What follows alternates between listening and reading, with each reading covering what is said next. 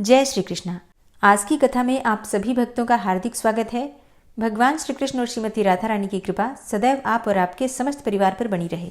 19 मार्च 2024 आज है मंगलवार का दिन और आज आप सुनेंगे फाल्गुन मास की कथा का 24वां अध्याय। और अगर आप शिव पुराण की कथा सुनना चाहते हैं तो मेरे दूसरे चैनल जिसका नाम है प्योरिटी ऑफ लाइफ, उस चैनल पर हर रोज शिव पुराण की वीडियो अपलोड होती है। इस कथा को सुनने के बाद शिव पुराण की कथा भी आपको जरूर सुननी चाहिए। और अब भगवान श्री हरि विष्णु का ध्यान करके आज की पावन कथा का प्रारंभ करते हैं। पुलस्त जी कहते हैं कि हे राजन, तदनंतर भगवान शंकर पार्वती देवी के साथ नगर के रमणीय उद्यानों तथा एकांत वनों में विहार करने लगे। देवी के प्रति उनके हृदय में बड़ा अनुराग था। एक समय की बात है, गिरिजा ने सुगंधित तेल और चूर्ण से अपने शरीर में उपटन लगवाया और उससे जो मैल गिरा उसे हाथ में उठाकर उन्होंने एक पुरुष की आकृति बनाई जिसका मुंह था हाथी के समान। फिर खेल करते हुए भगवती शिवा ने उसे गंगा जी के जल में डाल दिया। गंगा जी पार्वती को अपना सखी मानती थी। उनके जल में पड़ते ही वह पुरुष बढ़कर विशालकाय हो गया। पार्वती देवी ने उसे अपना पुत्र कहकर पुकारा। फिर गंगा जी ने भी पुत्र कहकर संबोधित किया और देवताओं ने गांगेय कहकर सम्मानित किया। इस प्रकार गजानन देवताओं के द्वारा पूजित हुए। ब्रह्मा जी ने उन्हें गणों का अधिपत्य प्रदान किया। तत्पश्चात परम सुंदरी शिवा देवी ने खेल में ही एक वृक्ष भी बनाया। उससे अशोक का मनोहर अंकुर फूट निकला। सुंदर मुख वाली पार्वती ने उसका मंगल संस्कार किया। तब इंद्र के पुरोहित बृहस्पति आदि ब्राह्मणों, देवताओं तथा मुनियों ने कहा, देवी बताइए, वृक्षों के पौधे लगाने से क्या फल होगा? यह सुनते ही देवी का शरीर हर्ष से पुलकित हो उठा। वे अत्यंत कल्याणमय वचन बोली कि जो विज्ञ पुरुष ऐसे गांव जहां पर जल का अभाव हो वहां कुआं बनवाता है, वह उसके जल की जितनी बूंदें हो उतने वर्ष तक स्वर्ग में निवास करता है। 10 कुओं के समान एक बावली, 10 बावलियों के समान एक सरोवर, 10 सरोवरों के समान एक कन्या और 10 कन्याओं के समान एक वृक्ष लगाने का फल प्राप्त होता है। यह शुभ मर्यादा नियत है। यह लोक को उन्नति के पथ पर ले जाने वाली है। माता पार्वती देवी के यो कहने पर बृहस्पति आदि ब्राह्मण उन्हें प्रणाम करके अपने अपने निवास स्थान को चले गए। उनके जाने के पश्चात भगवान शंकर पार्वती के साथ अपने भवन में गए और उस भवन में चित्त को प्रसन्न करने वाले ऊंचे ऊंचे चौबारे, अटारियां और गोपुर बने थे। वेदियों पर मालाएं शोभा पा रही थी। सब ओर सोना जड़ा था। महल में पुष्प बिखरे हुए थे जिनकी सुगंध से उन्मत्त होकर भ्रमरगण गुंजार कर रहे थे। उस भवन में भगवान श्री शंकर जी को पार्वती जी के साथ निवास करते हुए 1000 वर्ष व्यतीत हो गए। तब देवताओं ने उतावले होकर अग्निदेव को श्री शंकर जी की चेष्टा जानने के लिए भेजा। अग्नि ने तोते का रूप धारण करके, जिससे कि पक्षी आते जाते थे, उसी छिद्र के द्वारा शंकर जी के महल में प्रवेश किया और उन्हें गिरिजा के साथ एक शैया पर सोते हुए देखा। तत्पश्चात देवी पार्वती शैया से उठकर कौतूहलवश एक सरोवर के तट पर गईं, जो सुवर्णमय कमलों से सुशोभित था। वहां जाकर उन्होंने जल विहार किया।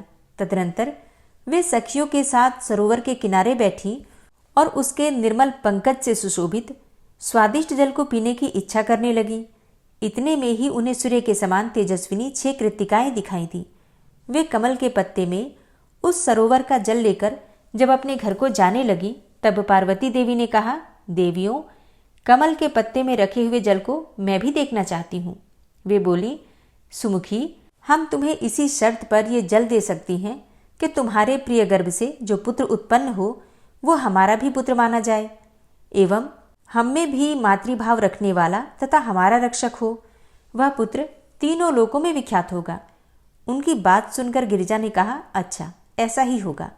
यह उत्तर पाकर कृतिकाओं को बड़ा हर्ष हुआ और उन्होंने कमल पत्र में स्थित जल में से थोड़ा सा पार्वती जी को भी दे दिया। फिर उनके साथ पार्वती जी ने भी क्रमशः उस जल का पान किया। जल पीने के बाद तुरंत ही रोग शोक का नाश करने वाला एक सुंदर और अद्भुत बालक भगवती पार्वती जी की दाहिनी कोख फाड़कर निकल आया और उसका शरीर सूर्य की किरणों के समान प्रकाश पुंज से व्याप्त था। उसने अपने हाथ में तीक्ष्ण शक्ति, शूल और अंकुश धारण कर रखे थे। वह अग्नि के समान तेजस्वी और सुवर्ण के समान गोरे रंग का बालक कुत्सित दैत्य को मारने के लिए प्रकट हुआ था। इसलिए उसका नाम कुमार हुआ। वह कृतिका के दिए हुए जल से शाखाओं सहित प्रकट हुआ था। वे कल्याणमयी शाखाएं छहों मुखों के रूप में विस्तृत थीं। इन्हीं सब कारणों से वह तीनों लोकों में विशाख, षण्मुख, स्कंद, षडानन और कार्तिकेय आदि नामों से विख्यात हुआ। ब्रह्मा, श्री विष्णु, इंद्र और सूर्य आदि समस्त देवताओं ने चंदन, माला, सुंदर धूप, खिलौने, छत्र, चंवर, भूषण और अंगराग आदि के द्वारा कुमार षडानन को सावधानी के साथ विधि पूर्वक सेनापति के पद पर अभिषिक्त किया। भगवान श्री विष्णु ने सब तरह के आयुध प्रदान किए। धनाध्यक्ष कुबेर ने 10 लाख यक्षों की सेना दी। अग्नि ने तेज और वायु ने वाहन अर्पित किए।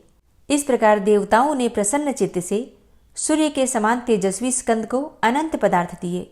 तत्पश्चात वे सब पृथ्वी पर घुटने टेक कर बैठ गए और स्तोत्र पढ़कर वरदायक देवता षडानन की स्तुति करने लगे।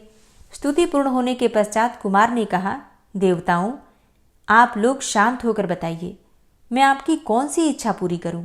यदि आपके मन में चिरकाल से कोई असाध्य कार्य करने की इच्छा हो तो वो भी आप कहिए। देवता बोले, कुमार, तारक नाम से प्रसिद्ध एक दैत्यों का राजा है जो संपूर्ण देवकुल का अंत कर रहा है। वह बलवान, अजेय, तीखे स्वभाव वाला, दुराचारी और अत्यंत क्रोधी है। सबका नाश करने वाला और दुर्दमनीय है। अतः आप उस दैत्य का वध कीजिए, क्योंकि यही एक कार्य है जो कि शेष रह गया है, जो हम लोगों को बहुत ही भयभीत कर रहा है। देवताओं के यों कहने पर कुमार ने तथास्तु कहकर उनकी आज्ञा स्वीकार की और जगत के लिए कंटक रूप तारकासुर का वध करने के लिए वे देवताओं के पीछे पीछे चले। उस समय समस्त देवता उनकी स्तुति कर रहे थे। तदनंतर कुमार का आश्रय मिल जाने के कारण इंद्र ने दानवराज तारक के पास अपना दूत भेजा। वहां जाकर दूत ने उस भयानक आकृति वाले दैत्य से निर्भयतापूर्वक कहा, तारकासुर, देवराज इंद्र ने तुमसे यह कहलाया है कि देवता तुमसे युद्ध करने आ रहे हैं। तुम अपनी शक्ति भर प्राण बचाने की चेष्टा करो। यो कहकर जब दूत चला गया तब दानव ने सोचा, हो न हो इंद्र को कोई आश्रय अवश्य मिल गया है, अन्यथा वे ऐसी बातें नहीं कह सकते थे। इंद्र मुझ पर आक्रमण करने आ रहे हैं। अब वह सोचने लगा कि ऐसा कौन सा अपूर्व योद्धा होगा जिसे मैंने अब तक परास्त नहीं किया है। तारकासुर इसी चिंता में व्याकुल हो रहा था। इतने में ही उसे सिद्धवंतियों के द्वारा गाया जाता हुआ किसी का यशोगान सुनाई पड़ा, जो हृदय को दुखद प्रतीत होता था, जिसके अक्षर कड़वे जान पड़ते थे। बंदीगण कह रहे थे, महासेन, आपकी जय हो। आपके मस्तक की चंचल शिखाएं बड़ी सुंदर दिखाई देती हैं। विग्रह की कांति नूतन एवं निर्मल कमल दल के समान मनोरम जान पड़ती है। आप दैत्य वंश के लिए दुस्सह दावानल के समान हैं। हे प्रभु, हे विशाख, आपकी जय हो। तीनों लोकों के शोक का समन करने वाले 7 दिन की अवस्था वाले बालक, आपकी जय हो। संपूर्ण विश्व की रक्षा का भार वहन करने वाले दैत्य विनाशक स्कंद, आपकी जय हो। देववंद्य द्वारा उच्चारित यह विजय घोष सुनकर तारकासुर को ब्रह्मा जी के वचन का स्मरण हो आया। बालक के हाथ से वध होने की बात याद करके वह दैत्य शोकाकुल हृदय से अपने महल के बाहर निकला। उस समय बहुत से वीर उसके पीछे पीछे चल रहे थे। कालनेमी आदि दैत्य भी थर्रा उठे। उनका हृदय भयभीत हो गया। वे अपनी अपनी सेना में खड़े होकर व्यग्रता के कारण चकित हो रहे थे। तारकासुर ने कुमार को सामने देखकर कहा, बालक, तू क्यों युद्ध करना चाहता है? जा, गेंद लेकर खेल। तेरे ऊपर जो यह महान युद्ध की विभीषिका लादी गई है, यह तो तेरे साथ बड़ा अन्याय किया गया है। तू अभी निरा बच्चा है, इसलिए तेरी बुद्धि इतनी अल्प समझ रखने वाली है। कुमार बोले, तारक, सुनो, यहाँ अधिक बुद्धि लेकर शास्त्रार्थ नहीं करना है। भयंकर संग्राम में शस्त्रों के द्वारा ही अर्थ की सिद्धि होती है, बुद्धि के द्वारा नहीं। तुम मुझे शिशु समझकर मेरी अवहेलना न करो। सांप का नन्हा सा बच्चा भी मौत का ही कष्ट देने वाला होता है। प्रभात काल के बाल सूर्य की ओर देखना भी कठिन हो जाता है। इसी प्रकार मैं बालक होने पर भी दुर्जय हूँ। मुझे परास्त करना कठिन है। दैत्य, क्या थोड़े अक्षरों वाले मंत्र में अद्भुत शक्ति नहीं देखी जाती?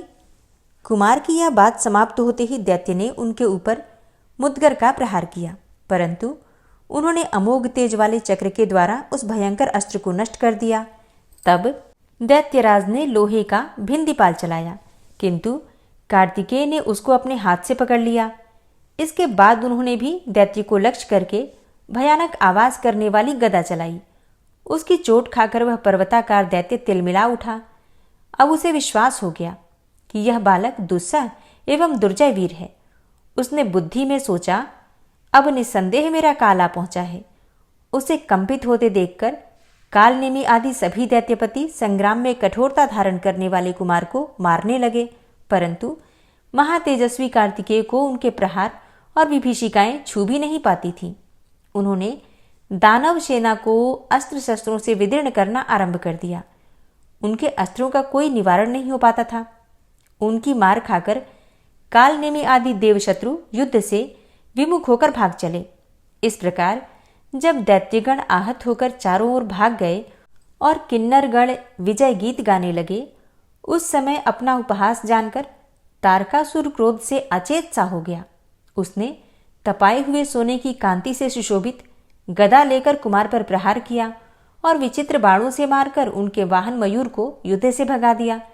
अपने वाहन को रक्त बहाते हुए युद्ध से भागते देखकर कार्तिकेय ने सुवर्ण विभूषित निर्मल शक्ति हाथ में ले ली और दानवराज तारक से कहा, खोटी बुद्धि वाले दैत्य, खड़ा रह, खड़ा रह, जीते जी इस संसार को भर आंख देख ले।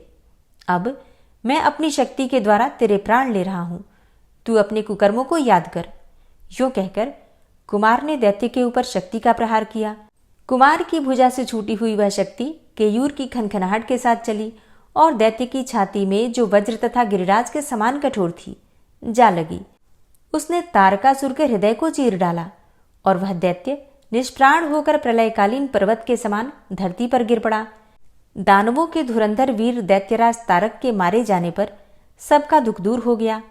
देवता लोग कार्तिकेय जी की स्तुति करते हुए क्रीड़ा में मग्न हो गए और उनके मुख पर मुस्कान छा गई। वे अपनी मानसिक चिंता का परित्याग करके हर्षपूर्वक अपने अपने लोक में चले गए।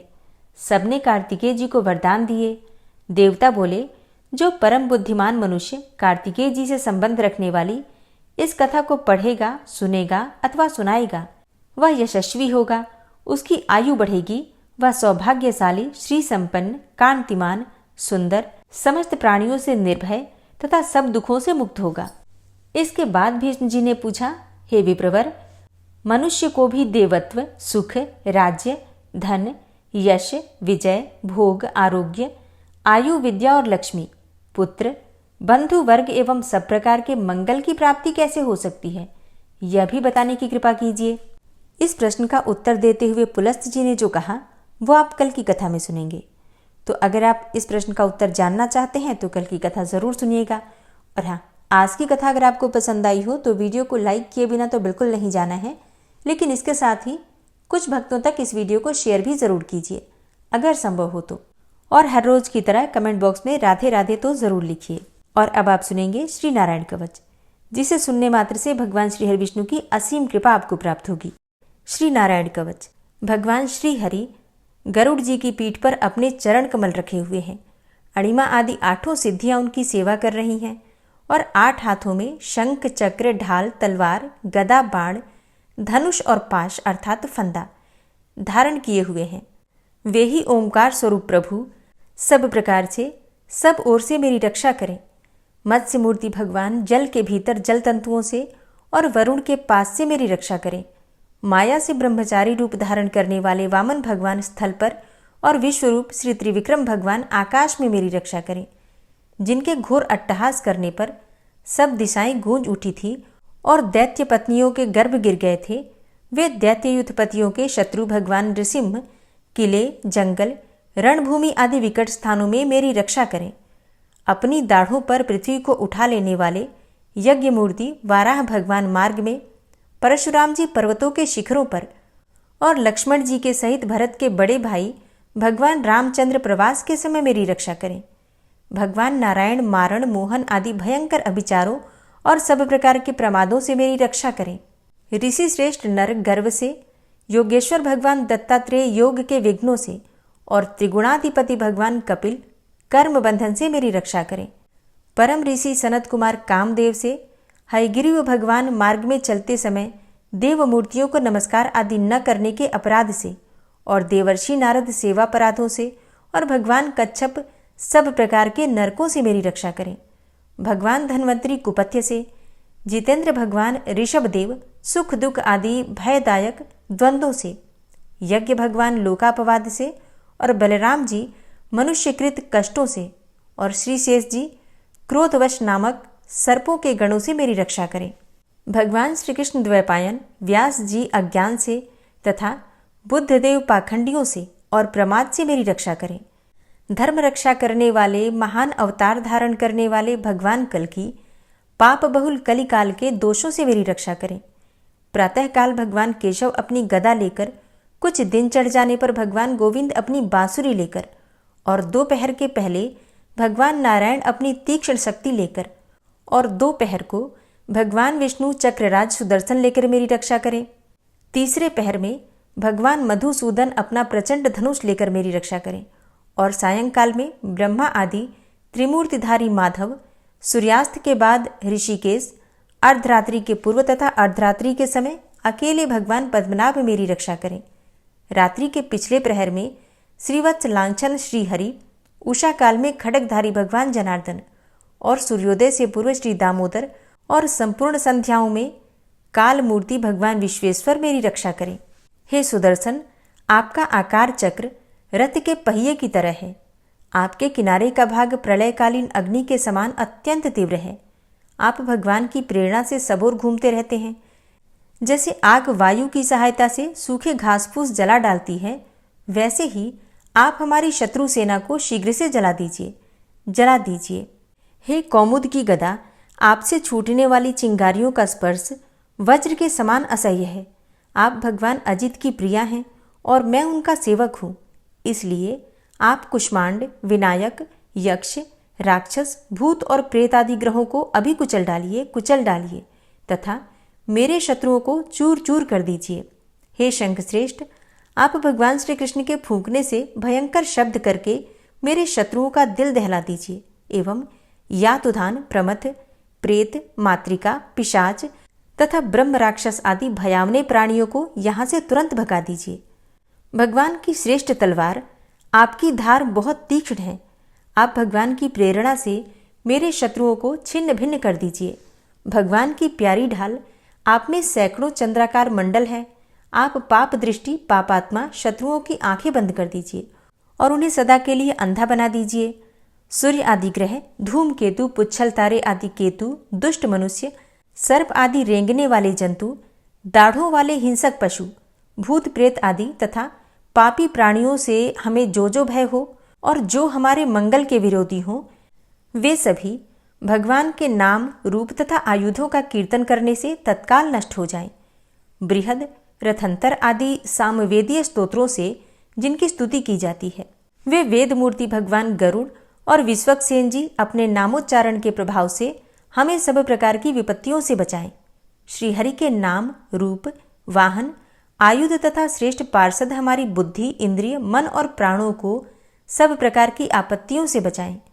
जितना भी कार्य अथवा कारण रूप जगत है, वह वास्तव में भगवान ही है।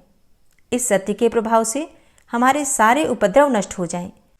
जो लोग ब्रह्म और आत्मा की एकता का अनुभव कर चुके हैं, उनकी दृष्टि में भगवान का स्वरूप समस्त विकल्पों से रहित है, भेदों से रहित है। फिर भी वे अपनी माया शक्ति के द्वारा भूषण, आयुध और रूप नामक शक्तियों को धारण करते हैं। यह बात निश्चित रूप से सत्य है। इस कारण सर्वज्ञ, सर्वव्यापक भगवान श्रीहरि सदा सर्वत्र सब स्वरूपों से हमारी रक्षा करें। जो अपने भयंकर अट्टहास से सब लोगों के भय को भगा देते हैं और अपने तेज से सबका तेज ग्रस लेते हैं, वे भगवान नृसिंह दिशा विदिशा में, नीचे ऊपर बाहर भीतर सब ओर से हमारी रक्षा करें।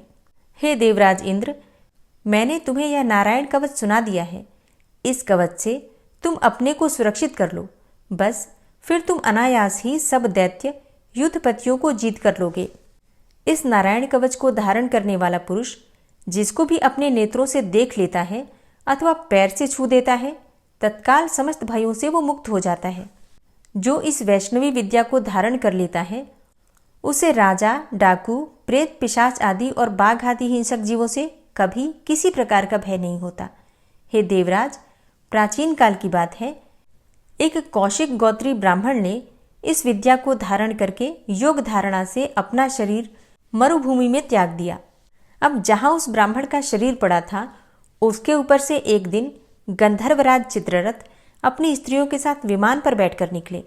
वहां आते ही वे नीचे की ओर सिरकिए विमान सहित आकाश से पृथ्वी पर गिर पड़े। इस घटना से उनके आश्चर्य की सीमा न रही जब उन्हें बालखिल्य मुनियों ने बतलाया कि यह नारायण कवच धारण करने का प्रभाव है। तब उन्होंने उस ब्राह्मण देव की हड्डियों को ले जाकर पूर्ववाहिनी सरस्वती नदी में प्रवाहित कर दिया और फिर स्नान करके वे अपने लोक को चले गए। श्री सुखदेव जी कहते हैं, हे परीक्षित, जो पुरुष इस नारायण कवच को समय पर सुनता है और जो आदरपूर्वक इसे धारण करता है, उसके सामने सभी प्राणी आदर से झुक जाते हैं और वह सब प्रकार के भयों से मुक्त हो जाता है।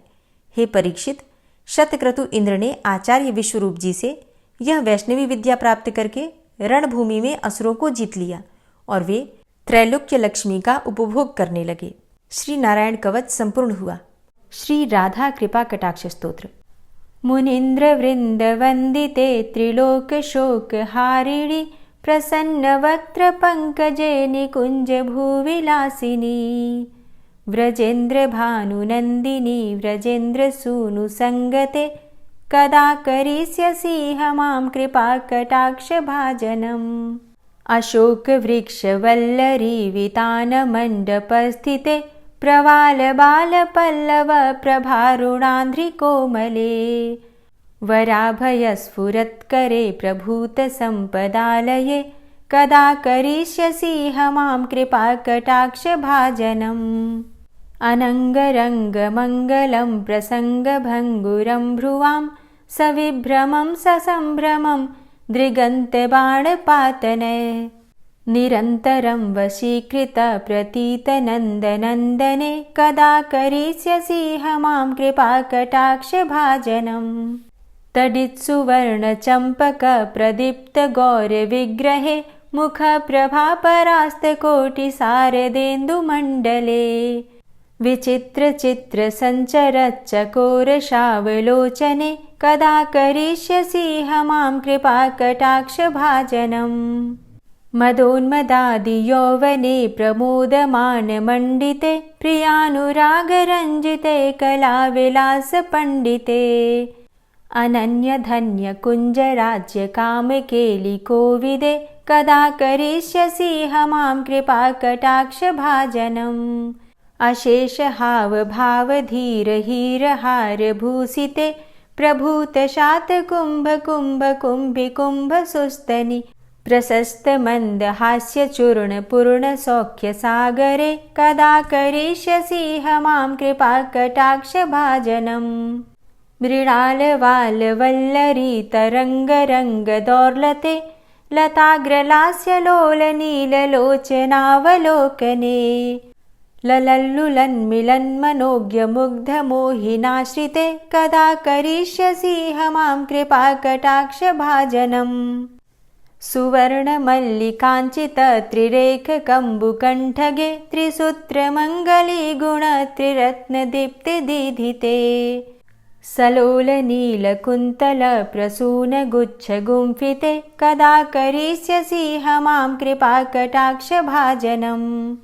नितंब बिंबलंब मान पुष्प मेखला गुणे प्रशस्त रत्न किंकिणी कलाप मध्य मंजुले करींद्र शुंड दंडिकावरोह शोभ गोरुके कदा करिष्यसि मां कृपा कटाक्ष भाजनम्।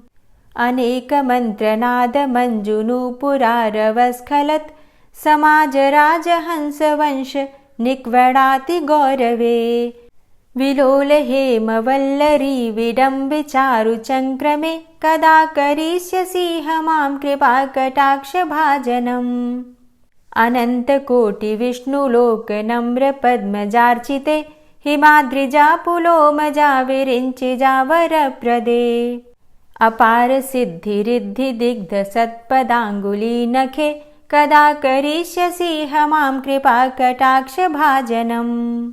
मखेश्वरी क्रियेश्वरी स्वधेश्वरी सुरेश्वरी त्रिवेद भारतीश्वरी प्रमाण शासनेश्वरी रमेश्वरी क्षमेश्वरी प्रमोदकाननेश्वरी व्रजेश्वरी व्रजाधिपे श्रीराधिके नमोऽस्तुते।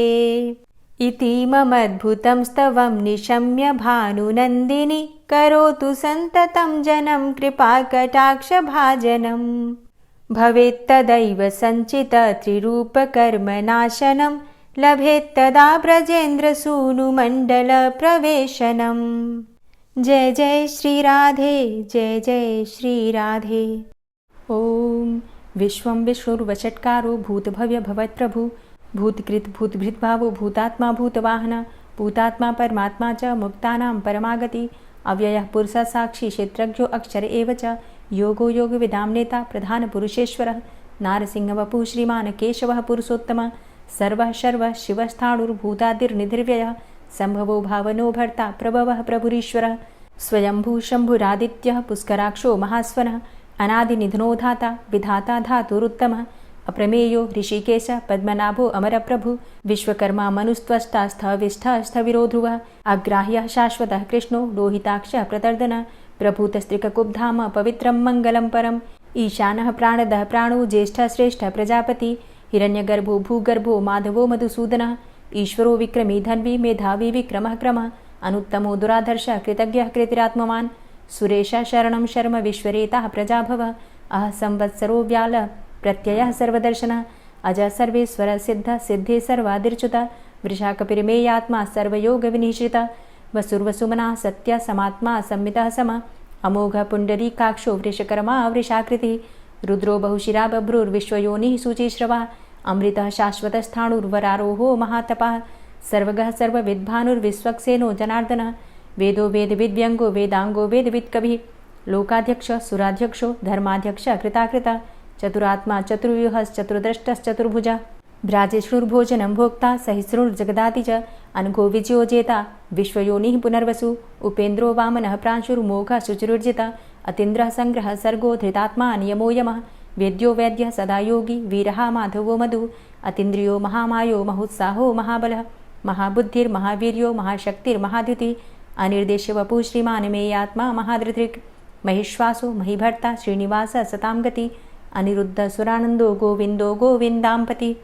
मरीचिर्दमनो हंस सुपर्णो भुजगोत्तमः हिरण्यनाभः सुतपा पद्मनाभः प्रजापति अमृत्यु सर्वदिक्सिंहः सन्धाता सन्धिमानस्थिरः अजो दूर्मर्षणः शास्ता विश्रुतात्मा सुरारिः गुरुर्गुरुतमो धाम सत्य सत्यपराक्रमः निमिषो अनिमिषो श्रग्वी वाचस्पतिरुदारधि अग्रणिर्ग्रामणी श्रीमान् न्यायो नेता समीरण सहस्रमूर्धा विश्वात्मा सहस्राक्षः सहस्रपात् आवर्तनो निवृत्तात्मा संवृतः सम्प्रमर्दनः अह संवर्तको वहनिर्निलोधरणीधरः सुप्रसादः प्रसन्नात्मा विश्वदृग् विशुभुग्विभु सत्कर्ता सत्कृतः साधु जहर्नुर्नारायणो नरः असंख्येयो अप्रमेयात्मा विशिष्टशिष्टकृच्छुवि सिद्धार्थ सिद्धसङ्कल्प सिद्धिदः सिद्धिसाधनः वृषाहि वृषभो विष्णुर्विष्पर्वा वृषोदरः वर्धनो वर्धमानश्च विविक्तः श्रुतिसागरः सुभुजो दूर्धरो वाग्मी महेन्द्रो वसुदो वसु नैकरूपो बृहद्रूप शिपिविष्टः प्रकाशनः ओजस्तेजो द्युतिधरः प्रकाशात्मा प्रतापनः रिद्धस्पष्टाक्षरो मन्त्रश्चन्द्रांशुर्भास्करदुतिः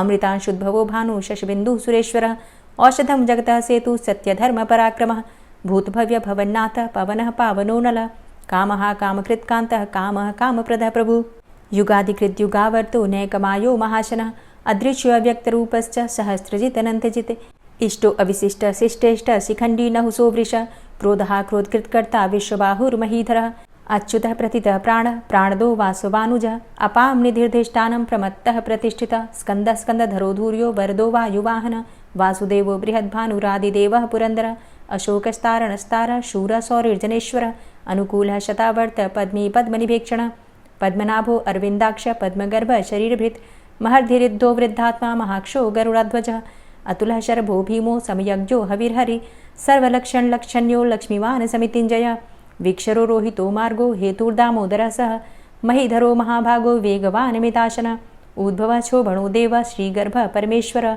करणं कारणं कर्ता विकर्ता गहनो गुहः व्यवसायो व्यवस्थान संस्थान स्थानदो ध्रुवः परर्थी परमस्पस्तुष्टः पुष्टः सुभेक्षणः रामो विरामो विरजो मार्गो नेयो नयोनयः वीरः शक्तिमतां श्रेष्ठो धर्मो धर्मविदुत्तमः वैकुण्ठः पुरुषः प्राणः प्राणदः प्रणवः पृथु हिरण्यगर्भः शत्रुघ्नो व्याप्तो वायुरुधोक्षजः ऋतुः सुदर्शनः कालः परमेष्ठी परिग्रह उग्रः संवत्सरो दक्षो विश्रामो विश्वदक्षिणः विस्तारस्थावरस्थाणु प्रमाणं बीजमव्ययम् अर्थो अनर्थो महाकोशो महाभोगो महाधनः अनिर्विण्णस्थविष्टोभू धर्मयुपो महामख नक्षत्रनेमिर्नक्षत्री क्षमा चामः समीहन यज्ञ इज्यो महेज्यश्च क्रतुः सत्रं सतां गतिः सर्वदर्शी विमुक्तात्मा सर्वज्ञो ज्ञानमुत्तमं सुव्रतः सुमुखः सुष्मा सुघोषः सुखदः सुहृतः मनोहरो जित्क्रोधो वीरबाहुर्विदारणः स्वापनः स्ववसो व्यापी नैकात्मानैककर्मकृत् वत्सरो वत्सलो वत्सी रत्नगर्भो धनेश्वरः धर्मगुप्त धर्मकृद्धर्मी सदसक्षरमक्षरम् अविज्ञाता सहस्रांसुर्विधाता कृतलक्षणः गभस्तिनेमिः सत्त्वस्थः सिंहो भूतमहेश्वरः आदिदेवो महादेवो देवेशो देवभृद्गुरुः उत्तरो गोपतिर्गोप्ता ज्ञानगम्यः पुरातनः शरीरभूतभृद्भोक्ता कपीन्द्रो भूरि दक्षिणः सोमभो अमृतपः सोमः पुरुजित पुरुषोत्तमः विनियोजयः सत्यसन्धो दाशाः सात्वतां पतिः जीवो विनयिता साक्षी मुकुन्दो अमितविक्रमः अम्भो निद्रणन्तात्मा महोदधीशयोऽन्तकः अजो महारः स्वाभाव्यो जितामित्रः प्रमोदनः आनन्दो नन्दनो नन्दः सत्यधर्मा त्रिविक्रमः महर्षि कपिलाचार्यः कृतज्ञो मेदिनीपतिः त्रिपदस्त्रिदशाध्यक्षो महाशृङ्गः कृतान्तकृत् महावराहो गोविन्दः सुखेणः कनकाङ्गदी गुह्यो गभीरो गहनो गुप्तश्चक्रगदाधरः वेधा स्वाङ्गो अजितः कृष्णो दृढः सङ्कर्षणोच्युतः वरुणो वारुणो वृक्षः पुष्कराक्षो महामनाः भगवान् भगानन्दी वनमाली हलायुधः आदित्यो ज्योतिरादित्यः सहिष्णुर्गतिसत्तमः सुधन्वाखण्ड परशुर्दारुणो द्रविडप्रदः दिविस्त्रिक्सर्वदृग्व्यासो वाचस्पतिर्योनिजः त्रिसामासामगः साम निर्वाणं भेषजम्भिषक्